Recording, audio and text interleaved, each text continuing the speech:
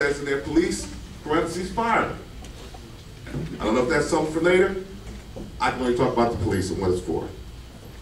And I have that in my possession. It says we're going to hire and fire at will. Basically, we can promote and demote at will.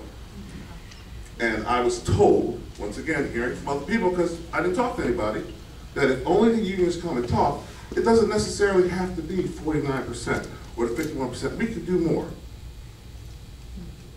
How can I tell people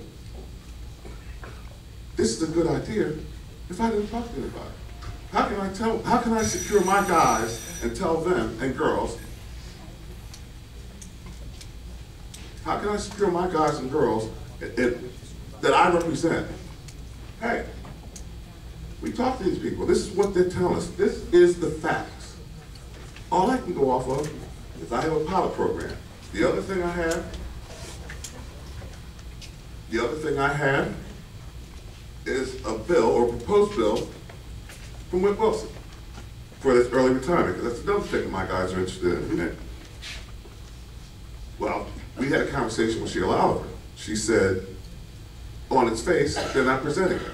And as I know of, as of today, I don't think it's been presented. Then I hear, oh, well, Governor Christie's going to do an executive order, or he's going to do this. We all know that can't happen. I'm sure that they're going to do whatever they have to do to make this happen, because that's what, it comes from there. So that's what he wants, I understand that. But I agree with this gentleman here. All you have to do is talk. And I know the whole, oh, well, you know, you guys didn't want to negotiate. I just sat here and told you in front of all these people. It's not only public record that we did, but it wasn't good enough. We negotiated for a contract. We said, look, we'll take a 5-year deal. Man, don't demote our guys. Wasn't good enough.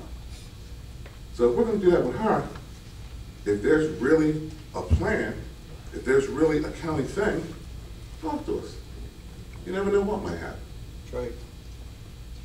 But you can rest assured, I have to have assurances for my guys and girls.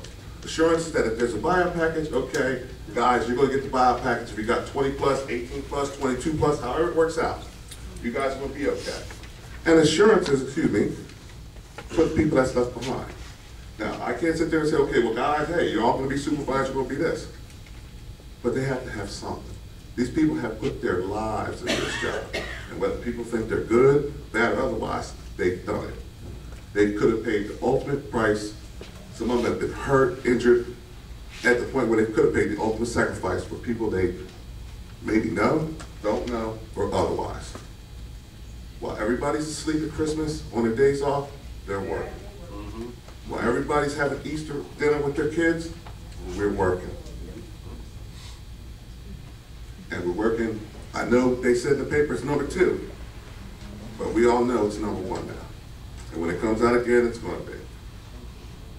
You can blame whoever you want. You can blame society, you can blame the police department. You can say, I waited 12 hours for the police.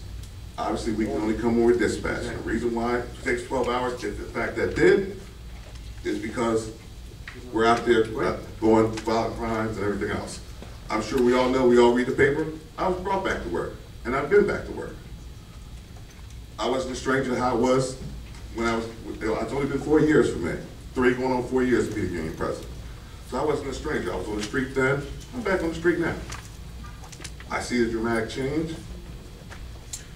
It's busy, it's shorthanded. I get it. One of the other things I want to bring up is the fact that you brought up about Dana Red brought back and everybody brought back all the cops. They did. They absolutely brought back everybody to the last person. Everybody that wanted to come back. But when they did that, there's a level of supervision for these people. So you brought back the police officers, but you don't have people to supervise. I'm not saying that's your problem, I'm just making mention of everybody that's here. So you don't have people to supervise.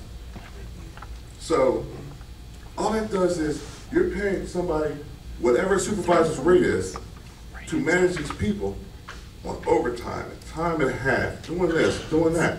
It makes no sense. You have people at concerts, it's already been in the paper, at 7 o'clock in the morning, where concert starts at 8 o'clock at night.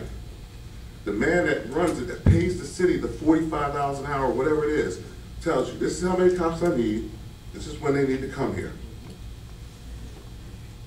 And this is what I'm gonna pay for. Because if I tell you, hey, I want you to cut my grass at 7 o'clock, and you come at 5, you're gonna sit there for 2 hours and I'm not paying until 7.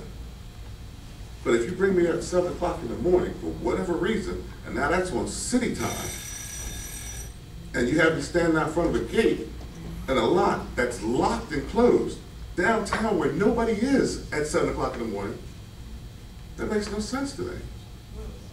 You could take those same 100 people, when the guy asked for 30, that you brought in 100, and put them on the street till 6 o'clock at night.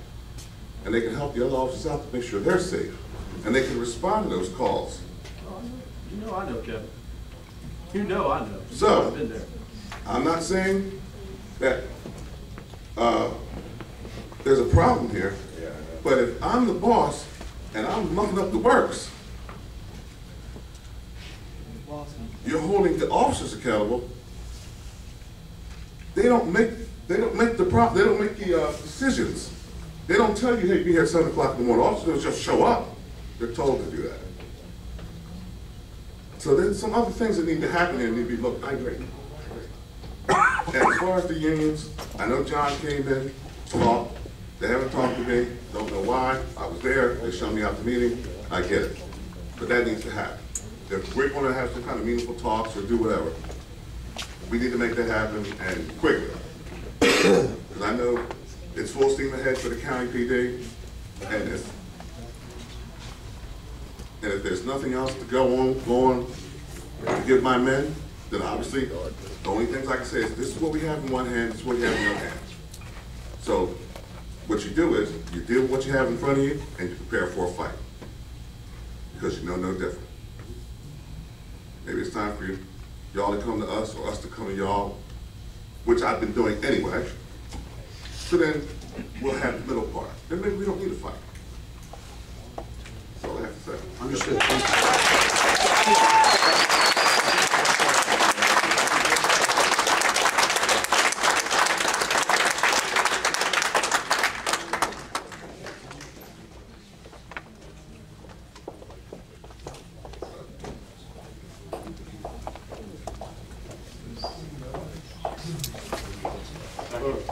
All those in favor?